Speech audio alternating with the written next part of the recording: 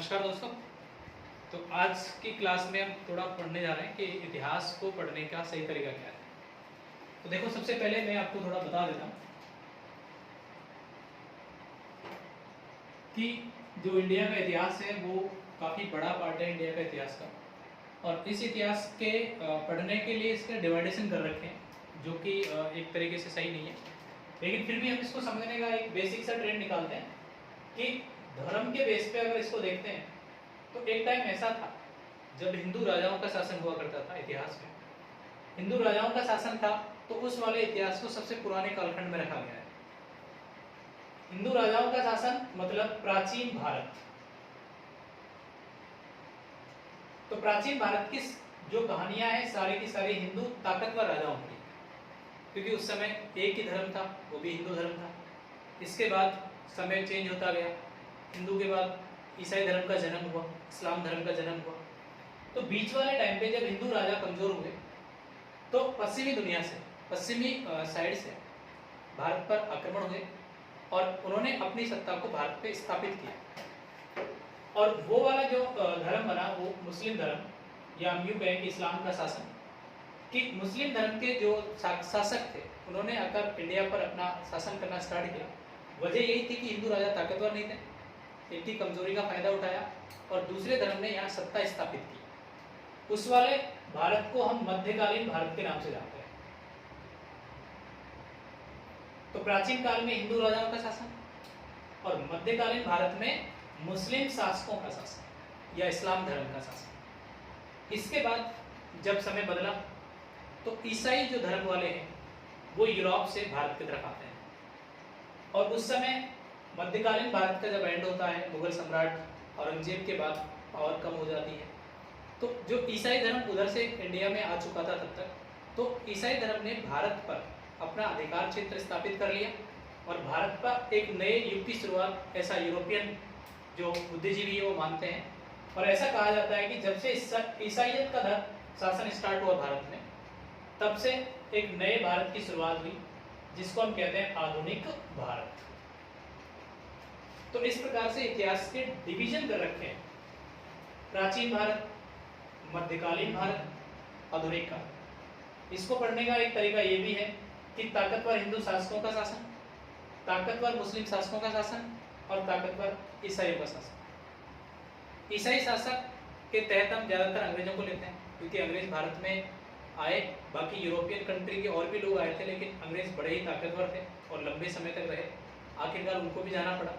और भारत में ईसाई धर्म के पतन के बाद, मतलब ईसाई शासकों की ताकत जब खत्म हुई तो भारत डेमोक्रेसी में चेंज हो गया। भारत क्या बन गया? लोकतंत्र बन गया। हमारे यहाँ फिर संविधान लिखा जाने लगा। फिर कोई भी व्यक्ति राजा बन सकता था, 5 साल के लिए बन सकता था। फिर राष्ट्रपति, प्रधानमंत्री, ये वाली प्रोसेसिंग शुरू हुई।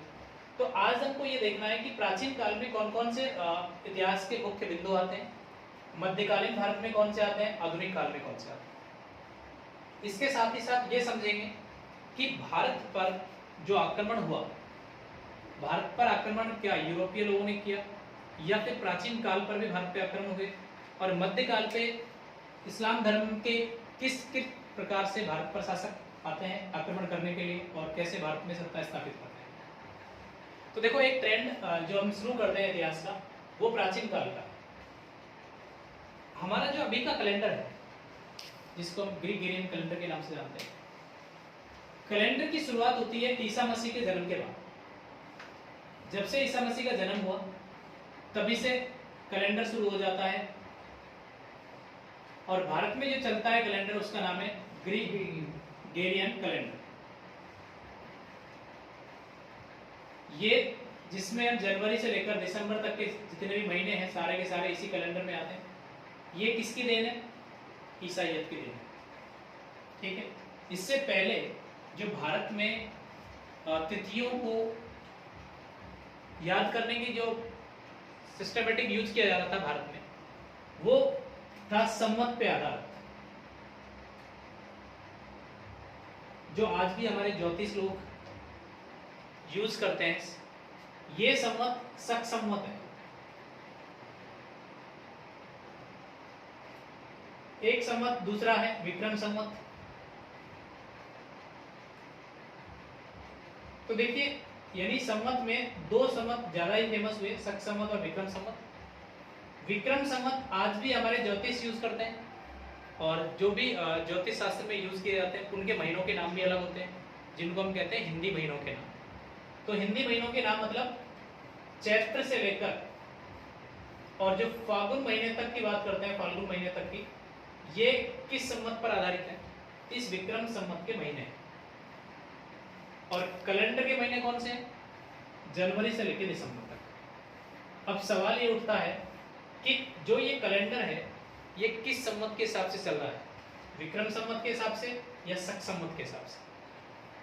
शक संवत की शुरुआत होती है 78 ईस्वी में, जो भारत के पहली शताब्दी के राजा हुए थे कनिष्क ने इसकी शुरुआत की थी। विक्रम संवत की शुरुआत 58 ईसा पूर्व को होती है। यानी कहने का मतलब ये है, ये वाला जो संवत है ये ईसा मसीह से पहले का है। ईसा मसीह का जन्म नहीं हुआ था, यानी ये कैलेंडर नहीं बने थे। इन कैलेंडर से पहले जो संवत चल रहा था वो कौन सा था? विक्रम संवत। और विक्रम संवत के हिसाब से आज के हमारे जो हिंदी महीनों के नाम है वो रखे गए। कैलेंडर आया, तो कैलेंडर आने के बाद कनिष्क ने 78 ईस्वी में एक नया संवत चलाया जिसका नाम था शक संवत। बात स्पष्ट हुई शक संवत की। तो देखिए, अगर सवाल बनता है कि कैलेंडर जो है, अब देखो एक चीज और समझो इसमें थोड़ा सा, जैसे अभी कौन सी सन चल रही है? 2021। 2021 से पहले अगर हम बात करें कि जो संवत वाला सिस्टम है, विक्रम संवत वाला, क्या ज्योतिषियों की भी 2021 चल रही है? उनका तो आगे चल रहा है, क्योंकि वो हमसे कितना आगे? 58 साल आगे। तो उनके संवत में, यानी उनके कैलेंडर में और हमारे कैलेंडर में कितना अंतर रहेगा? 58 साल। बात स्पष्ट। यही मुख्य वजह है कि उनकी शुरुआत जनवरी में होती है, हमारी शुरुआत मार्च में होती है। जब मार्च का महीना आता है तो हमारा चैत्र का महीना आता है, क्योंकि दोनों के दोनों संवत एक पर आधारित नहीं है। एक पहले से चल रहा था, एक बाद में चला है। बात स्पष्ट। तो इतिहास को जानने के लिए हमको दो संवतों को बिल्कुल ध्यान में रखना पड़ेगा, एक शक संवत को और एक विक्रम संवत। विक्रम संवत में ज्यादातर जो भी तिथियां मिलेंगी वो हिंदू राजाओं की मिलेंगी, क्योंकि विक्रम संवत को चलाने वाला कौन था? एक हिंदू राजा। बात स्पष्ट। तो जहां कहीं लिखा मिले विक्रम संवत, तो विक्रम संवत लिखा मिले तो आपको समझ जाना चाहिए कि ये बात किसकी चल रही है? संवत की चल रही है, जो ईस्वी से पहले की। बात स्पष्ट। और जब भी सन मिले, जहां भी सन लिखा हुआ मिले, तो इसका मतलब बात किसकी चल रही है? ईस्वी की चल रही है। सीधा सा पढ़ने का तरीका यही है कि ईसा मसीह का जब जन्म हुआ था तब से कैलेंडर बन गया और तब से हमारी तिथि सीधी स्टार्ट हुई। पहली शताब्दी आएगी, दूसरी आएगी, तीसरी आएगी, चौथी आएगी और आज 21वीं सदी होगी। तो ये पूरी की पूरी सदियां चलेगी। लेकिन कुछ ऐसी घटनाएं थी जो ईसा मसीह से पहले भी घट गई। भाई ईसा मसीह का जन्म तो बाद में हुआ, लेकिन पहले भी तो कुछ हो गया। जो पहले हुआ उन तिथियों को क्या लिखेंगे? उल्टे क्रम में लिखेंगे। और उल्टे क्रम की तिथियों को किसमें लिखा जाता है? ईस्वी से पहले की घटना, जिसको क्या कहा जाता है? ईसा पूर्व। ठीक है। ईसा पूर्व को इंग्लिश में कहते हैं बीसी, बिफोर क्राइस्ट। क्राइस्ट मतलब ईसा मसीह, ईसा मसीह से पहले की तिथि। और ईस्वी को क्या कहते हैं? सीई, कॉमन इरा, या एडी, एंटी डोमिनी। ठीक है, दो शब्द मिलते हैं। तो देखिए, प्राचीन भारत में, प्राचीन काल में ऐसे कौन कौन सी घटनाएं हैं जो ईसा मसीह के बाद हुई, और ऐसी कौन कौन सी घटनाएं जो ईसा मसीह से पहले हुई। ठीक है। तो प्राचीन भारत को दो भागों में समझते हैं। एक तो है ईसा मसीह के पहले का और एक ईसा मसीह के बाद।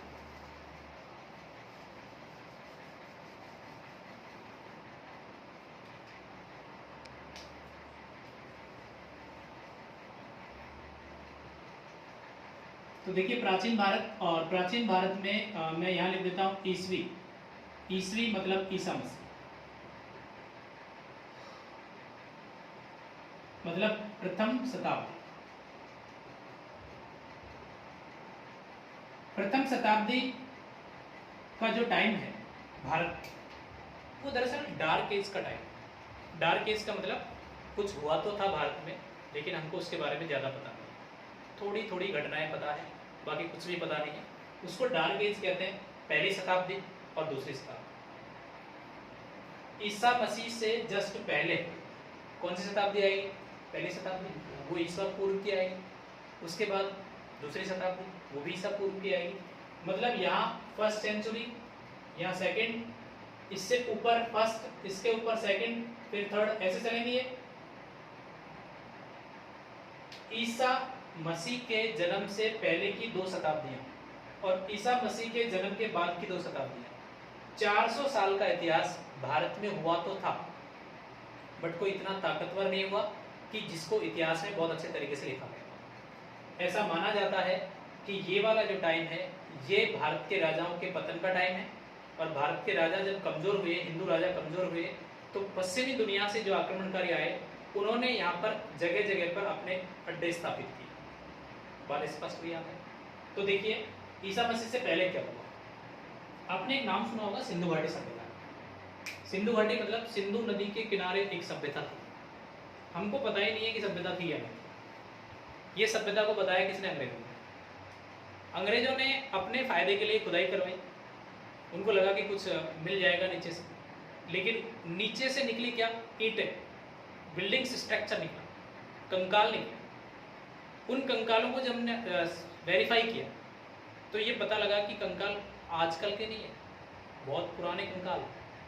मतलब ये कि जब उनका सही अवशेषों का पता लगाया तो लगभग 3500 साल पुराने निकले, यानी ईसा मसीह के जन्म से 3500 साल पुराने। आज के हिसाब से देखेंगे तो 5,500 हो जाएगा। बात स्पष्ट। इस चीज का पता हमको कब जाके लगता है? 20वीं शताब्दी। उससे पहले पता नहीं था। 19वीं शताब्दी में क्या होता है, सिंधु नदी के आसपास, जिसको आज हम पाकिस्तान में जानते हैं, कि पाकिस्तान में कराची से लाहौर तक, जो पाकिस्तान का कराची और लाहौर जगह है, वहाँ पर रेल लाइन बिछाने का काम सौंपा गया 2 अंग्रेज भाइयों। दोनों के दोनों विलियम ब्रेंटन।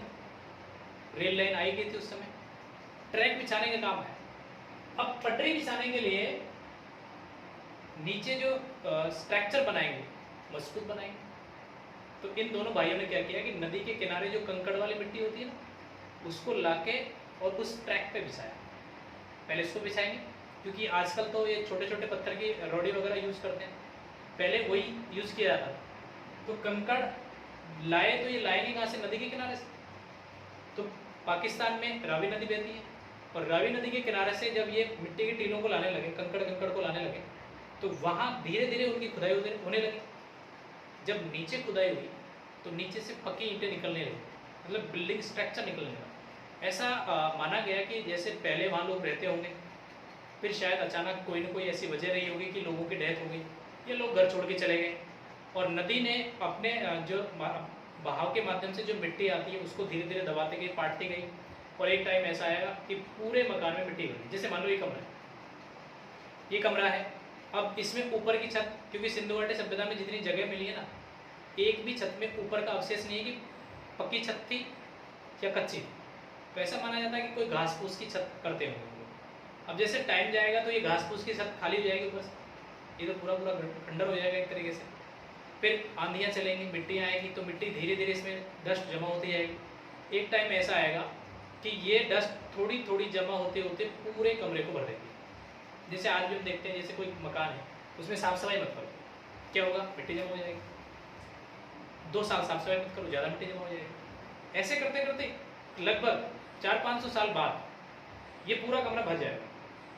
पूरा कमरा भरेगा, इसके ऊपर फिर मिट्टी जमा होती जाएगी, और मिट्टी जमा होती जाएगी तो ऊपर की मिट्टी में क्या पता नीचे क्या है। जब उस मिट्टी को हटाएंगे तभी तो दीवार सामने आएगी। तो सिंधु घाटी सभ्यता में भी ऐसे कि इस ट्रैक को बिछाने के लिए जो कंकड़ लाए गए उनको उस टीले से लाया गया जो नदी के किनारे था, और जब उसको हटा के लाए तो बाद में पता लगा अरे यहाँ तो कुछ लोग रहा करते थे पहले। तो 20वीं शताब्दी में भारत में एक सभ्यता का पता लगता है, और उस सभ्यता का नाम किस नाम से जाना जाता है? सिंधु सभ्यता।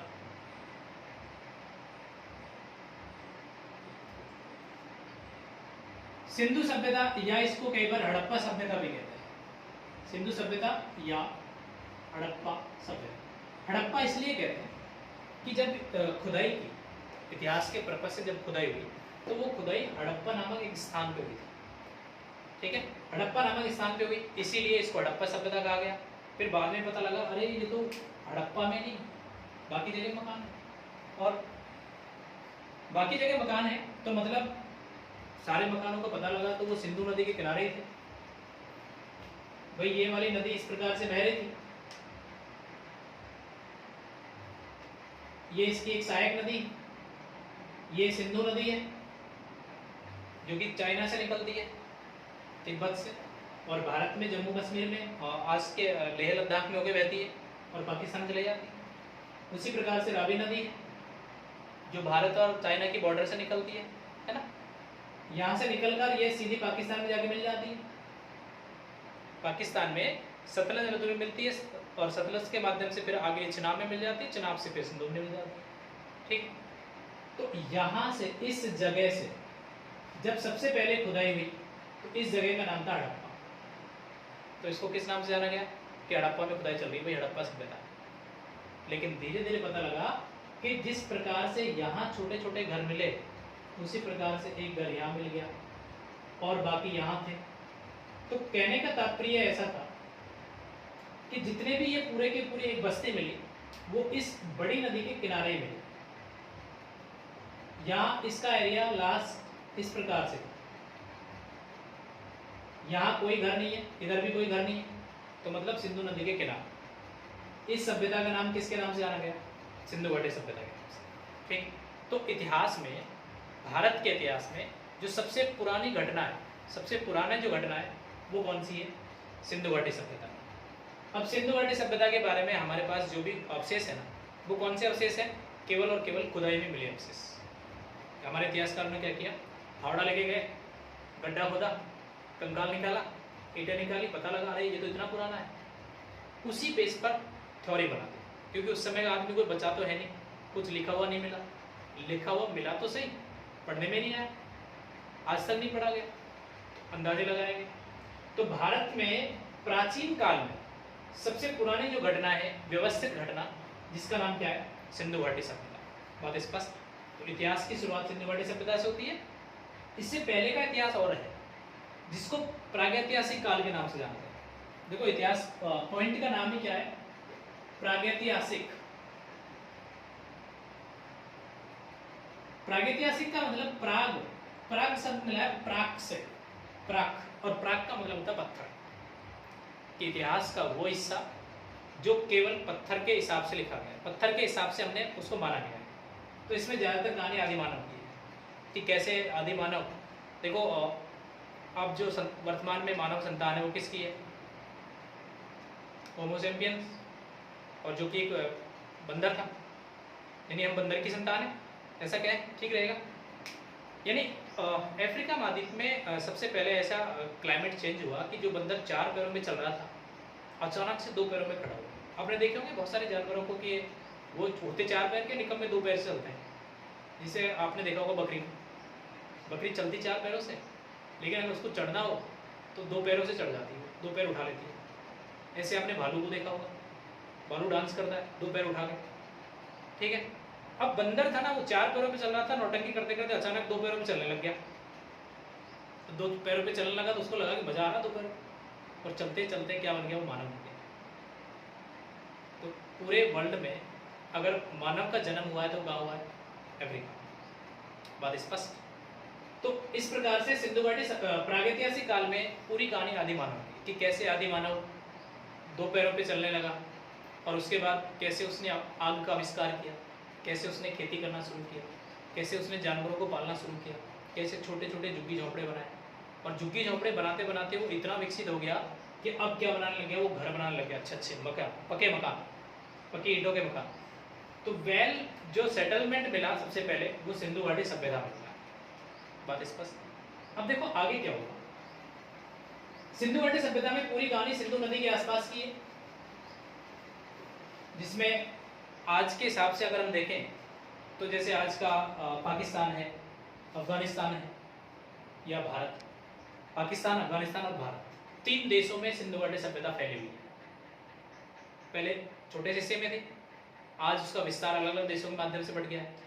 अब सिंधु घाटी सभ्यता को बनाने वाले कौन थे और इसको खत्म कैसे हुआ, इसके बारे में हम केवल और केवल अनुमान और पुरानी थ्योरीज पे काम करते हैं।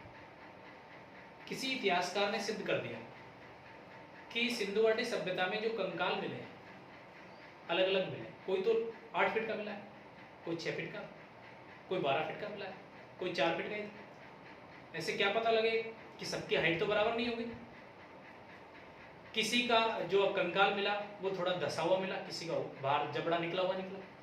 तो कहने का मतलब सिंधु घाटी सभ्यता को बनाने वाले अलग अलग जाति के लोग थे, अलग अलग जाति के लोग थे। उन्होंने एक बहुत अच्छी सभ्यता बनाई और एक टाइम ऐसा आया कि ये सभ्यता का विनाश हो गया। ऐसा क्या हुआ होगा कि सिंधु घाटी सभ्यता खत्म हो गई, इसके बारे में हमारे पास केवल और केवल इतिहासकारों के मत सामने हैं। जैसे कुछ इतिहासकारों ने मान लिया कि भाई भूकंप आ गया। अब भूकंप आ गया तो भूकंप से सारे लोग थोड़ी भगेंगे, ऐसा हुआ भी होगा। जैसे मान लो ये कमरा है, हम जानते नहीं भूकंप के बारे में, अचानक से जमीन हिली, दीवार में दरार पड़ी और ऊपर का हिस्सा आके हमारे ऊपर दब गया और संयोग से 1-2 लोगों की डेथ हो गई। नई घटना हो रही है, नई घटना हो रही है तो फिर क्या करेगा, इस घर में कोई नहीं रहेगा, फिर क्या होगा, भग जाएंगे यहाँ से। तो ये तो है नहीं कि सिंधु घाटी सभ्यता में सभी घरों में भूकंप आया। मान लेते हैं कि ऐसा भी हुआ होगा, 1-2 घर ऐसे भी खाली हुए होंगे। दूसरा एक बताया रीजन कि दरअसल सिंधु नदी में बाढ़ आ गई। सिंधु नदी में बारिश इतनी भयंकर हुई कि आसपास से किनारे में जो मकान बने थे ना, लोग खाली करके भगे। मान लेते क्या आई होगी बाढ़, लेकिन कुछ ऐसे स्थान थे जो नदी से बहुत दूर थे, वो तो बचते। एक कारण ये भी मान लेते। तीसरा कारण ये मानते हैं कि दरअसल जलवायु में परिवर्तन हुआ और जो मध्य एशिया से पशु चराने वाले लोग, तो आपको पता है पशु चारण करने वाले दूर दूर तक फैल जाते हैं। जैसे अपने यहाँ देखा होगा आपने भेड़ चराने वालों को, वो काफ़ी दूर दूर से ट्रेवलिंग करके आते हैं, भेड़ बकरी चरा के अपने गांव निकल लेते हैं। ऐसा मध्य एशिया की एक पशु चारण जाति जिसका नाम आर्य है, वो वहां से निकले और भारत में आके सेटल हुए। भारत में आके सेटल हुए तो उनका इनके साथ युद्ध हुआ। बात समझ में आई? जैसे क्या होता है कि दरअसल किसी को कब्जा करना हो पड़ोसी के प्लॉट पे, तो क्या होगा, ताकतवर होगा तभी तो कर पाएगा ना वो, या अच्छे हथियार होंगे, अच्छे उसके पास योद्धा होंगे, लड़ाई करने में सक्षम होगा, तभी तो पड़ोसी के प्लॉट पे कब्जा करेगा। उन लोगों के पास लोहे के हथियार थे, तलवार से परिचित थे वो। इन लोगों को पता ही नहीं है तलवार भी क्या होता है, लोहे से इतने जानकार नहीं है, उनको अच्छे से पता था। अब सीधी सी बात है कि जो ताकतवर है उसी का शासन होने वाला है।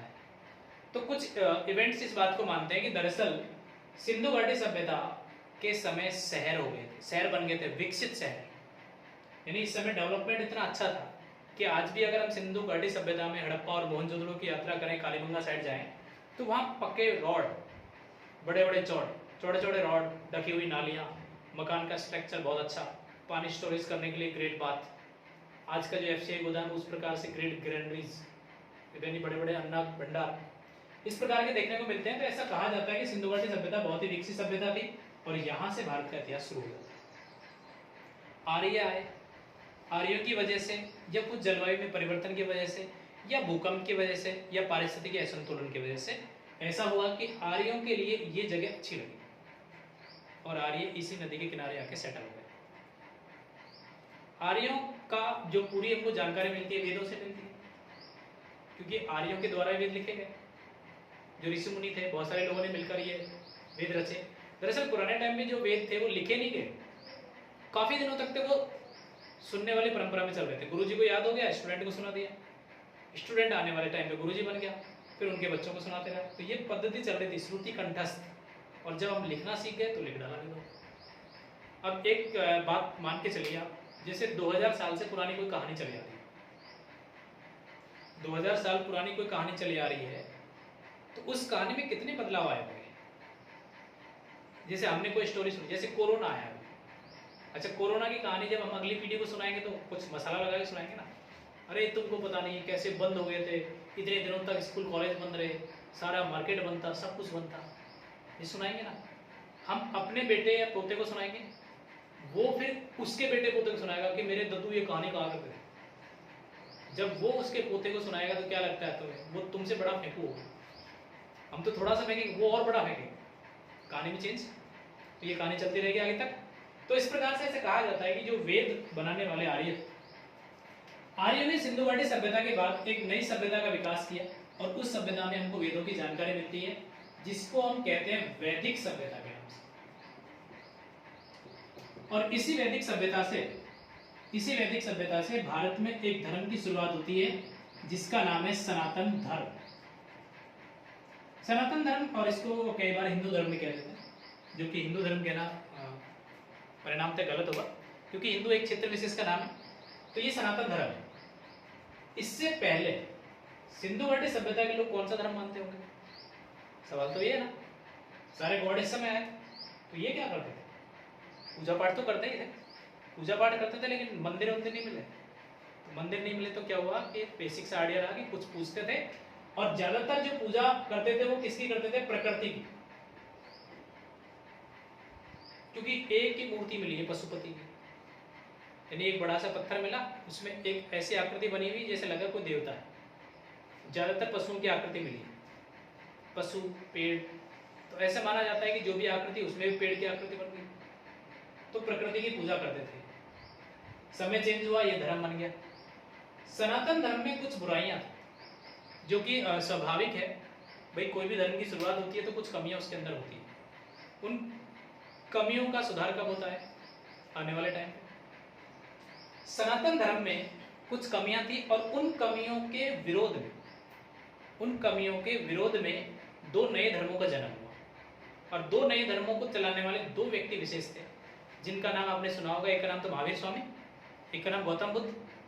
गौतम बुद्ध ने जो धर्म चलाया उसका नाम तो बौद्ध धर्म हो गया, और महावीर स्वामी के माध्यम से जो धर्म चला जिसका नाम जैन धर्म हो गया। तो सिंधु घाटी सभ्यता और वैदिक सभ्यता, इसके बाद इतिहास का जो अगला चरण देखने को मिलता है, वो हमको दो नए धर्मों के रूप में देखने को मिलता है। दो नए धर्म, एक का नाम बौद्ध और दूसरे का नाम जैन धर्म। जैन धर्म और बौद्ध धर्म इतिहास का अगला चरण है, यानी सनातन धर्म का अगला चरण है। अब देखो, जैसे बौद्ध धर्म और जैन धर्म आए, उस समय ऐसा था, इस समय बड़े बड़े मकान बन गए थे, सिटी एकदम शहर था, फिर ये गांव के लोग आ गए वापस, पशु चराने वाले। अब ये क्या करेंगे? धीरे धीरे मकान बनाएंगे, पहले झोंपड़े, फिर पक्का घर, फिर बिल्डिंग। इस समय आते आते ठीक ठीक शहर विकसित हो गए थे, जैसे सिंधु घाटी सभ्यता में पहले से थे। इस समय जब शहर विकसित हुए तो इतिहास के दो किताबें, और दोनों किताबें किसकी हैं? एक तो बौद्ध धर्म की, एक जैन धर्म की। जैन धर्म की एक किताब है जिसका नाम है भगवती सूत्र, ओके। बौद्ध धर्म की एक किताब है जिसका नाम है अंगुत्तर निकाय। दो किताबें इस बात को बताती हैं कि भगवान बुद्ध, जिसको बाद में भगवान बना दिया था, एक साधारण पुरुष महापुरुष है, और जैनिज्म, इनके समय भारत इतना डेवलपमेंट हो गया था कि 16 बड़े शहर बन गए थे, जिनको किस नाम से जाना गया? महाजनपद। इससे पहले क्या था? जनपद। जनपद से पहले क्या? गांव। ग्राम से पहले क्या? कबीले, है ना? तो कबीले फिर गांव में सेटल हुए, क्योंकि खतरा लगा ना, अचानक कोई भी आता हमला करके चला जाता, तो फिर क्या होगा? एक पूरे के पूरे कबीले में रहने लगेंगे, फिर कबीला क्या बन जाएगा? एक पूरा का पूरा गांव बन जाएगा, आसपास के और कबीले हो जाएंगे, पूरा गांव बनेगा, तो ये बड़ा सा एरिया बन जाएगा, जनपद बन जाएगा। जनपद और भी बड़ा हो जाएगा तो क्या कहलाएगा? महाजनपद। ठीक है, तो महाजनपद कितने थे पहले? 16, जिसमें आप नाम सुना होगा आपने, मगध का नाम सुना होगा, कौशल का नाम सुना होगा, अंग का नाम सुना होगा, कौशाम्बी का नाम सुना होगा। इस प्रकार के बड़े बड़े महाजनपद, 16 महाजनपद। अब देखो, सीधी सी बात ये है, 16 शहर, ठीक है, अब उनमें एक तो ताकतवर होगा कोई नहीं, 16 के 16 बराबर ताकतवर थोड़ी होंगे। जो ताकतवर होगा वो क्या करेगा? अपने राज्य को बढ़ाएगा, राज्य को बढ़ाएगा तो पड़ोसी पे हमला करेगा, पड़ोसी पे हमला करेगा तो उसके राज्य को भी छीन लेगा। और ऐसा हुआ 5वीं शताब्दी ईसा पूर्व के आसपास, 5वीं शताब्दी के आसपास, कि 16 महाजनपदों में से आपस में अपने साम्राज्य का विस्तार करते करते ये 4 में कन्वर्ट हो गए। यानी ये पूरा भारत है, और इसमें ये महाजनपद ऐसे बने हुए थे पहले।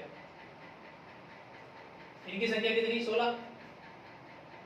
फिर एक टाइम ऐसा आया कि इस महाजनपद ने क्या किया, इधर अधिकार कर लिया, इधर अधिकार कर लिया, यहाँ लूट लिया, इधर अपने राज्य को मिला लिया और एक बड़ा सा राज्य स्थापित कर लिया। एक का एक, यानी पहले 5 थे, अब एक में कन्वर्ट हो गए। और ऐसे करते करते 16 में से 4 ही रह गए। अब 4 में से भी क्या हुआ कि ये वाला जो एरिया था जिसका नाम था मगध, इसने क्या कर दिया, इन चारों को भी मिला लिया और एक बड़ा सा साम्राज्य बन गया जिसका नाम था मगध साम्राज्य। बात स्पष्ट? तो जैन धर्म और बौद्ध धर्म के बाद इतिहास में जो नया ट्रेंड हमको देखने को मिलता है वो कौन से साम्राज्य का मिलता है? मगध साम्राज्य। अब मगध साम्राज्य होगा तो इसमें शासन करने वाले वंश भी आएंगे, ठीक है। तो शासन करने वाले जब वंश होंगे तो इनमें ऐसा कहा जाता है कि भगवान बुद्ध के समय से ही मगध पर वंश स्थापित हो गए। जब भगवान बुद्ध अपने प्रवचन दे रहे थे, गौतम बुद्ध, उसके समय से मगध स्टार्ट हो गया था, वंश स्टार्ट हो गए थे। और उस पहले वंश का नाम है हर्यक वंश, ठीक है। एक वंश ये, इसके हर्यक वंश के बाद नागवंश आया, सॉरी शिशुनाग वंश।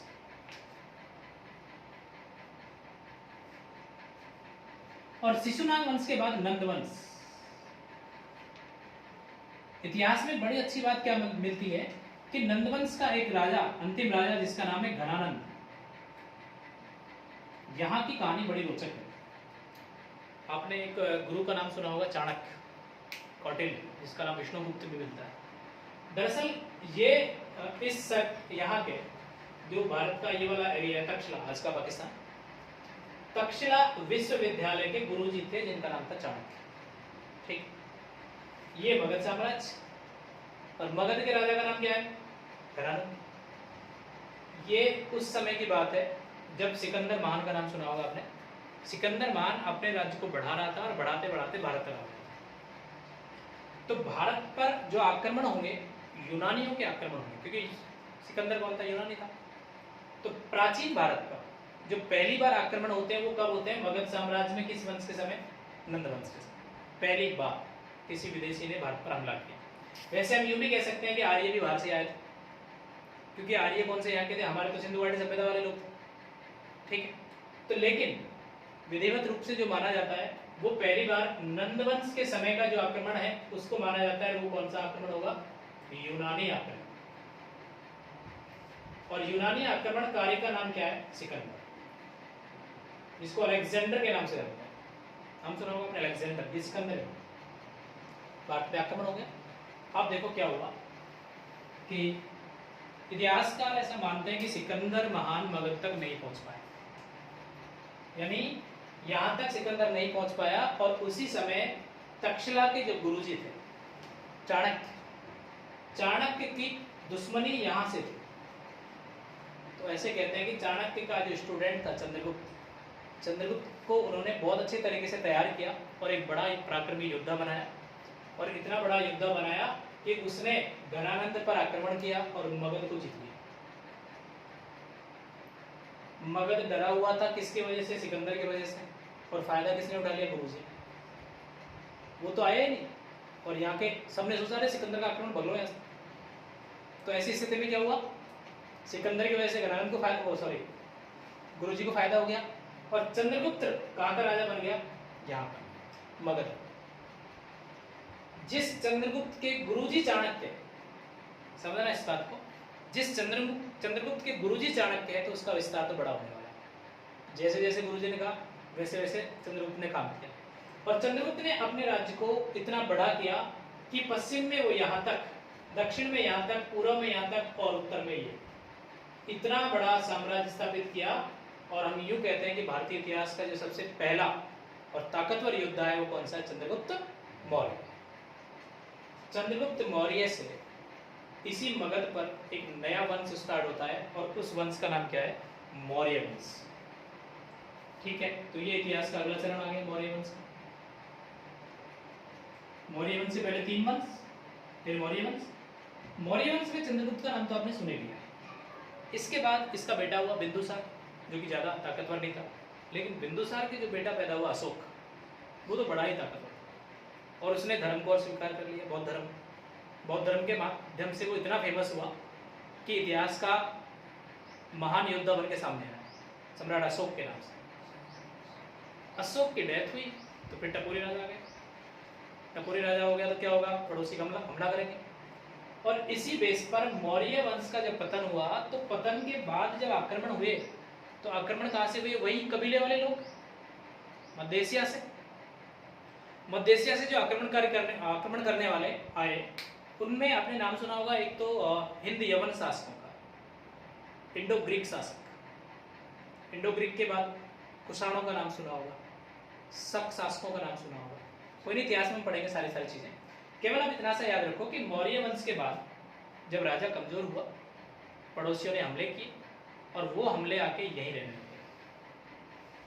बात स्पष्ट। उनमें से एक वंश था, यानी मौर्य वंश के पतन के बाद जो वंश भारत में स्थापित हुए, उनमें जैसे एक तो इंडो ग्रीक, एक शक और एक कुषाण।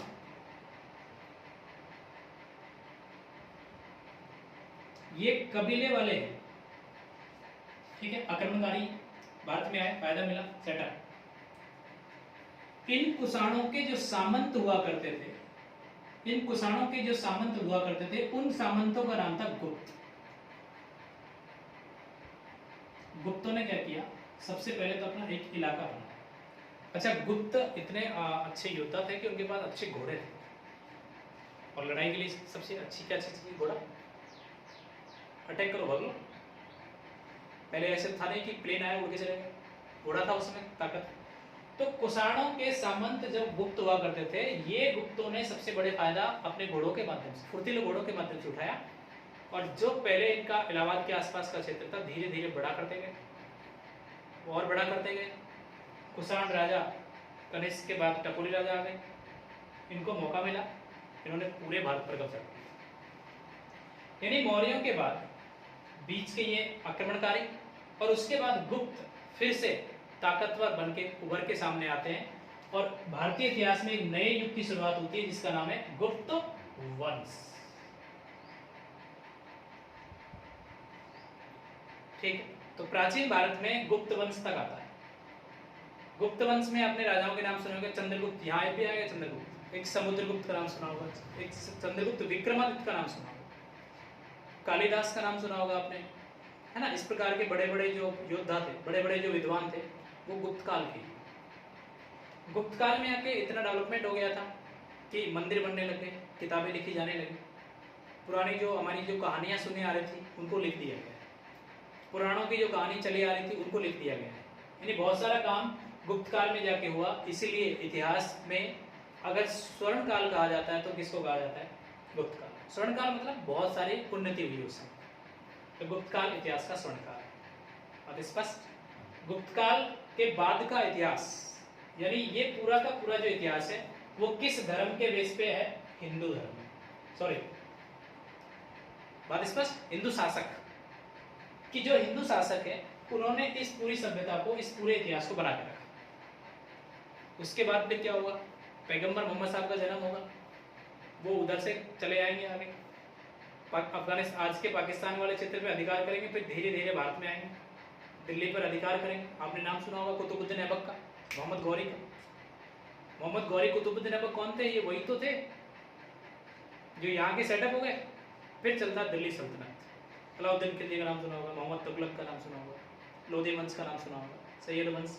तो यानी इनके बाद इतिहास का अगला चरण आता है और उस चरण का नाम क्या है, मध्यकालीन भारत। स्पष्ट। चलो इसको उतार लो, एक बार हेडिंग डालो ऊपर, प्राचीन भारत का ऊपर हेडिंग तो डालो इतिहास, और इतिहास में एक सब हेडिंग बनाओ, छोटी हेडिंग, और उसका नाम लिखो प्राचीन काल।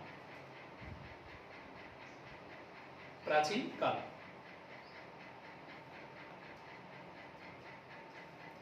और प्राचीन काल में पहली घटना लिखो सिंधु घाटी सभ्यता। सिंधु घाटी सभ्यता।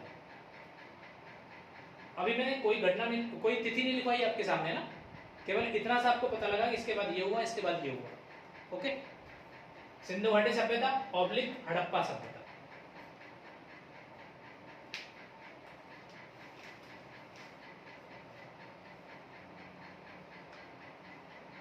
इसके बाद सेकंड वैदिक सभ्यता। वैदिक सभ्यता। और इसके बाद दो नए धर्मों का विकास या उत्थान। ब्रैकेट में आप लिख लो बौद्ध धर्म, जैन धर्म। बौद्ध धर्म और जैन धर्म। इसके बाद अगली घटना मगध साम्राज्य। मगध साम्राज्य ब्रैकेट में लिखो महाजनपद काल। महाजनपद काल।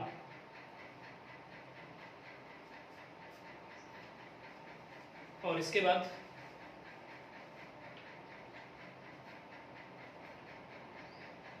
भारत पर विदेशी आक्रमण। मगध साम्राज्य, इसके बाद अगला भारत पर विदेशी आक्रमण, और ब्रैकेट में लिखेंगे ईरानी व यूनानी।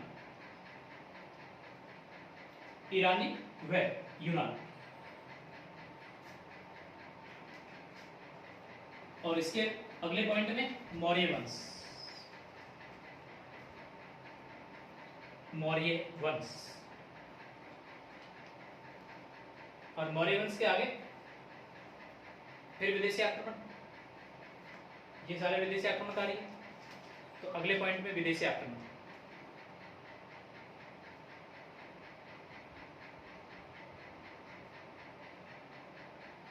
और इसके बाद गुप्त साम्राज्य या गुप्त वंश।